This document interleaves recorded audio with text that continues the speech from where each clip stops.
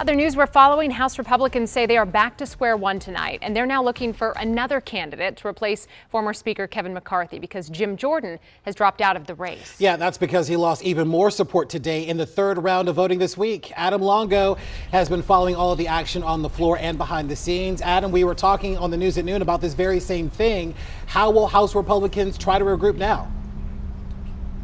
Yeah, so Larry and Simone, good afternoon. We are in week 3 of House Republicans and the paralysis in the House of Representatives continuing. We'll talk about how they'll proceed in just a moment, but it was less than 2 hours ago in the basement of the Capitol building where the House Republican Conference got together and they voted by secret ballot to see if the majority wanted Jim Jordan to remain as their speaker designee. He lost that vote by a vote of 122 to 86. So let's take a look at the graphic that shows us actually how the third vote on the House floor went this morning. And you can see over the course of the week, starting on Tuesday, Jim Jordan lost 20 Republicans.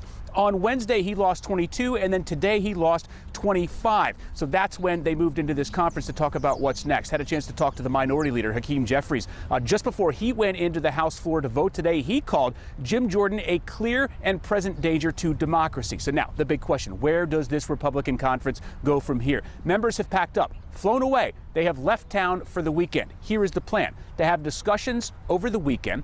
On Monday night at 6 o'clock, they are going to have a candidate forum. So anyone who is interested in running for the speakership will be able to address the entire conference. Tuesday morning, 9 a.m., the conference will gather and they will vote as they have voted for Steve Scalise, as they have voted for Jim Jordan. They will vote, and the majority winner is the person that they will put up as their next speaker nominee. Again, that person's going to need to get 217 votes to win the speakership. Now, when he came out of this conference meeting, we heard from Jim Jordan. Let's listen to that real quick. And so we put the question to him. They made a different decision. I told the conference that I appreciated getting to work with everyone, talk with everyone. I got to know members in our conference that I didn't really know that well over the last 3 weeks. And that we need to come together and figure out who our speaker is going to be. I'm going to work as hard as I can to help that individual so that we can go help the American people.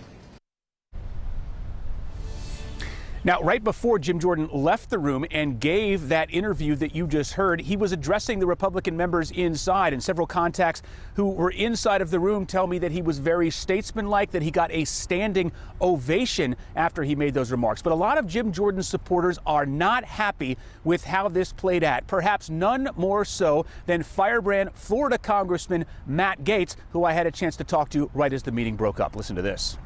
We just saw the most popular Republican in the United States Congress knifed by secret ballot anonymously in a closed-door meeting in the bowels of the United States Capitol. It is as swampy as swamp gets, and I am disgusted that we are leaving Washington. If I had any idea what the hell's going on, I would have fixed this It's hard for me to describe my level of frustration without cursing. People up here care more about being in Washington than what their voters are asking them to do. We had people leaving today. We have no speaker. We have a war in the Middle East, and people care more about their own personal egos than this country, and I'm sick of it.